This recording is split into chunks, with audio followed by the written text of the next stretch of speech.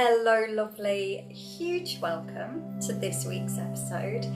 I hope you are taking the time to light a candle, maybe some incense, whatever it takes for you to truly sink deep into this topic today, because it's a good one, it's an important one, and it's one that I think is really good for all of us to take stock of every now and then. No matter how versed you are in this, no matter how experienced you are with this sort of practice, today we're going to take some time to, initially look at our mind and the way it works. And I'm talking about in general. And then we're going to look at some kind of questions and things that will allow us to absolutely get the most from this topic we're discussing today. I'm really aware that I'm talking to you in a bit of riddle here, and I think I'm doing it somewhat intentionally because we can have a habit of dismissing this topic as woo, maybe a little bit fluffy, maybe see it nice to have, but actually it is super important that we take the time to do this because our brain is not naturally wired this way. Now, the topic I'm talking about is gratitude. Now, I can imagine there's been a few eye rolls. Gratitude again. Yeah, we know about this. Yeah, we've heard about this. And I agree, right? But it's one thing to know it. It's a completely different thing to live it, right? To actually live from a state of appreciation. So that's what we're going to talk about in a bit more detail today. But firstly, I wanted to remind you about a couple of things as we go into this. The first thing is, our brain is not naturally wired this way, right? Our brain naturally has what we call a negativity bias. Now, there's a really good reason it has that. This negativity bias has kept us safe. It has allowed us to remember all of the risks, all of the dangers, all of the plants that are poisonous, all of the animals we need to stay clear of, and the humans. It's that part of us that is able to see all the problems, everything that we need to fix, all of the things we need to crack on with. Now, it is so important that we're able to do those things, to be able to stay safe, to be able to achieve things, to be able to work towards creating a life that really fills us up from the inside out. But actually, it is equally important for us to be able to identify, observe, feel into those states that are on the opposite side of the spectrum. So if you think about this negativity bias, it is wired towards fear, it's wired towards anxiety, it's wired towards those more depressive states. So actually, the work that we need to do to become balanced, i.e. to be able to see the good as clearly as we see the bad. And I'm not a big fan of those labels, but you know what I'm talking about. The things that we get to appreciate, those moments of joy. I had this being referred to as glimmers in, I think that's the new term that's being used. So we have these triggers, and then we have these glimmers, which are these moments of appreciation, these moments of goodness, these moments of pleasure, these moments of joy. Now, the other thing I wanted to talk about in regards to that is if you have experienced complex trauma, or if you've experienced something traumatic, which we've already established is all of us, if when we experience those things, our little brain made sense of it by creating some kind of belief system around our ability to have, deserve, or let in joy, abundance, like that full heart of love.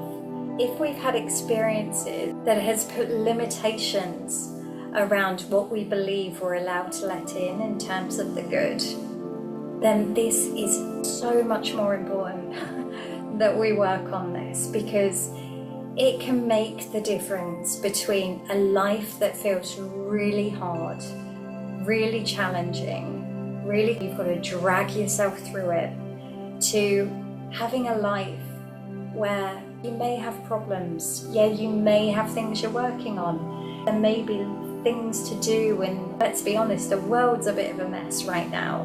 That may be true, but you can also equally have those beautiful moments of connection, those beautiful moments of tenderness with a loved one, those moments of just appreciation for the really simple things. I don't know about you guys, but when I allow myself to be really mindful, really present in my day, I tend to notice it's those little things, right? It's those little things that really get me there in the heart space. It may be an offhand comment my son makes. It might be, the first cuppa of the morning. It might be, for me certainly, it's when I first get down on the meditation cushion and I close my eyes and I'm like, this sense of relief washes over my body around, my time, yes. It might also be, at the moment, what I'm really loving is my husband has just built us this sofa and pergola in the garden. And I sit on that pergola often in the morning because we get the morning sun come round. And just the feeling of that morning sun on my face, it just feels epic. Or the other thing, I'm just telling you all how sad I am now, but bear with me. I do cool stuff as well. But, oh my God, I can't tell you the joy I get on an evening when I sit on said sofa outside, and I don't know where in the surrounding areas, but there's somewhere where they've had a nest of swifts. And I've been sat outside watching from these fledgling baby swifts starting to learn to fly till they're really soaring around now, and they're chasing each other and they're playing, and it's just been really gorgeous to watch. So it's often, right, these little moments of gratitude that if we can let in, can really make a difference to how the day feels, how that moment feels, how that week feels, because it is all too easy to get dragged down by everything that's going wrong. So with that in mind, I invite you to get your pen and paper if you haven't already, because we're going to go through a little practice today, and I'm also going to help you avoid some of the pitfalls we can fall into with gratitude. So let's just take a moment first, right? So let's take a moment to make sure the nervous system is regulated, we're in a good place, we're able to contemplate effectively. So I invite you to take a moment to close your eyes, just start to notice that breath in the belly, that gentle rise and fall that happens automatically. And maybe taking a moment to appreciate that this beautiful oxygen enters your body without you even having to do anything.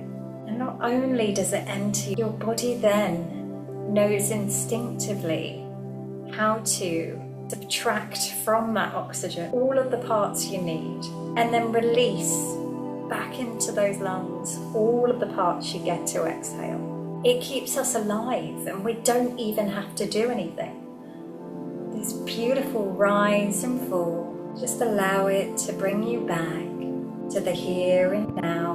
Maybe noticing if there's anywhere in the body you can just soften a little bit today. Maybe across the brow, around the eyes, loosening the jaw, allowing the shoulders to melt away from the ears. And just take a moment here to consider what are the things, people, experiences that allow you to tap into that feeling of how lucky am I? Now there's no right or wrong around this.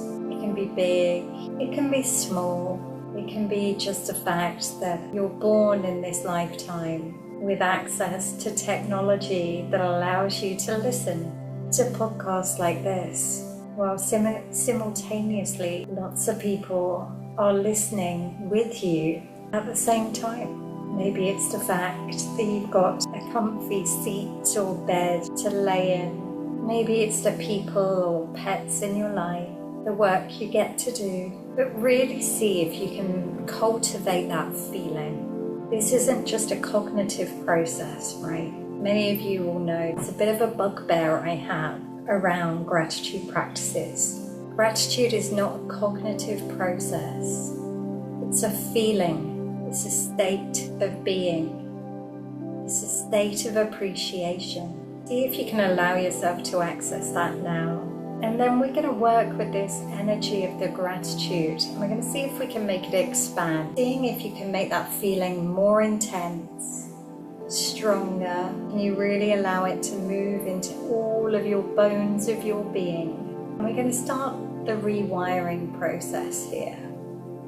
So I invite you, as this energy, this feeling, this sensation takes over you, when it feels like it can't be any stronger, when you feel like the luckiest person alive, because you're allowing your brain to remember everything. The beautiful sunrises, the gorgeous night sky, that taste of the morning cuppa, your favorite dinner, whatever it is for you, when you can feel this feeling and it's so strong and you've multiplied it and allowed it to grow within you, I invite you to press your first finger and your thumb together, right? And what we're doing is we're creating a bit of a muscle memory here. So we start to associate this feeling of gratitude and appreciation with this sensation of touching a thumb and finger together. And give yourself a moment. Now, I should say, this isn't about the mudra here, right? This isn't about the hand movement. This is us rewiring. So pushing that thumb and finger together, really focusing on that emotion now, allowing it to grow as big as it possibly can, until you just want to shout out, God, how lucky am I? And keep squeezing that thumb and finger. How lucky am I? And you can release that thumb and finger now, allowing everything to settle. Now, if you did this every single day, with that, allowing that feeling to get as strong as possible, even if cognitively you're not there yet, but you can allow that energy to build inside you, you feel that heart cracking open, and you're doing this at the same time. If you can do that every single day, then what you will find on those days when you are in the funk, right? We all have those days. Perfectly normal to wake up some days and just be in a funky energy, right? We all have it. Perhaps you slept bad, perhaps someone said something and it's wound you up and you can't let it go. Perhaps something really bad has happened to you and you're struggling to get back to yourself afterwards. Perhaps you lost someone you really care about. What you will find is if you continue to practice this gratitude practice, it only has to be a minute, maybe even half a minute a day. Then what you will find is in those moments of funkiness, in those moments where gratitude feels so hard to access and you're really struggling to see the balanced viewpoint. So perhaps you're very good right now of seeing everything that's wrong with the world, everything that's wrong with you, everything that's wrong with life. If you're really struggling to see the positive side, then coming back to this on those days will just automatically click your brain into it's time for gratitude. It's time for appreciation. And you can find that while you're walking through your day or doing the tasks you need to do and you're getting yourself wound up about something is, we're in pitta season, Ayurvedically speaking. This is often the time when the heat of the sun can make us frustrated, irritated, impatient, wound up with everyone around us, right? My fiery ladies out there will know exactly what I'm talking about. This, right? You can do it anywhere. When you're in the supermarket and that person in front of you is standing in the middle of the aisle, you can do this. When you are in the car and someone cuts you up, when you're holding onto the steering wheel, you can still do this. So this is a really good tool to have in your pocket for those days when it's really hard to shift the funkiness. However, you do need to practice on all the other days. So if you already have a morning practice as such, then this can be just a little quick add-on. Or if you do not have a morning practice at the moment, this can be a beautiful way to start your day. So you don't even have to open your eyes, right? Lay there, noticing you're awake, thumb and finger, start feeling into gratitude, start noticing everything that's right in your life, everything that's right with the world, everything you're proud of, everything that's feeling good, and feel into that appreciation. Allow it to move through your body, allow it to move into every cell of your being. And the more you can do this, the more you're wiring your brain that when this happens, gratitude appears. Now, I hope this little tool you find useful, but I also want us to take some time to contemplate. So, a few little questions I'm going to leave you with. The first one is, where in my life am I not seeing a balanced view? So this can relate to anything, right? If you know that you're particularly struggling in your career, if you know you're particularly struggling in your relationship, if you know you're particularly struggling in your finances, this can be a great way to start broadening out that perspective. So that's question number one. And before we go into the next question, I do want to just talk into this a little bit more around about how else this helps us. So we did touch on some of this last week. The truth is, if we have a belief about something, so say I believe good things don't happen to me, and perhaps I took that on as some little kid who didn't get the Christmas present they wanted, and I made up this belief, oh, well, that's because good things don't happen to me. Bearing in mind, our childlike brain is often not rational, right? It will just come up with the first thing it sees or thinks of. So, if that's the case, then actually when I'm viewing the world, I will only look for evidence that supports that belief. So, good things don't happen to me. So the only things I'll be noting consciously are all the things that go wrong. Oh, well, that thing happened, that's because good things don't happen to me, and that thing happened, and that's because good things don't happen to me. But actually what we're not noting is all of the other times there was evidence to contradict that belief. So the more that we can start seeing the evidence of things that make us happy, things that bring us pleasure, things that bring us joy, the more we can let that into our awareness, the more likely we are to be able to observe opportunities for more of that. Now, there's a very spiritual view on this. There's the spiritual view of the law of attraction, of frequency and us attracting that which we put out. But even if we looked at this just scientifically, we know it's proven you're more likely to see that which is in the forefront of your mind. So how many times have you thought, or have you experienced this? It may be something like, you go to buy a new car and you decide you're having a yellow one, and you've seen the yellow car you like and you've fallen in love with it, and one of the reasons you decided to buy it is because not many people have yellow cars, right? Anyway, while you're waiting to pick up the car, I've made up a whole story here. While you're waiting to pick up the car, in that in-between period, everywhere you look, you see a yellow car. It happens, right? Because it's at the forefront of your mind. So the same thing goes for this, right? The more that we can bring gratitude, appreciation, those feelings of, I'm allowed to experience goodness, I'm allowed to experience pleasure, I'm allowed to experience joy, I'm allowed to receive love. The more we can start observing where these things are already happening, the more you're able to see the opportunities for more of that. And who doesn't want more of that? That sounds really good, right? So the first question, I've gone off base, but the first question was, where in my life am I not seeing a balanced view?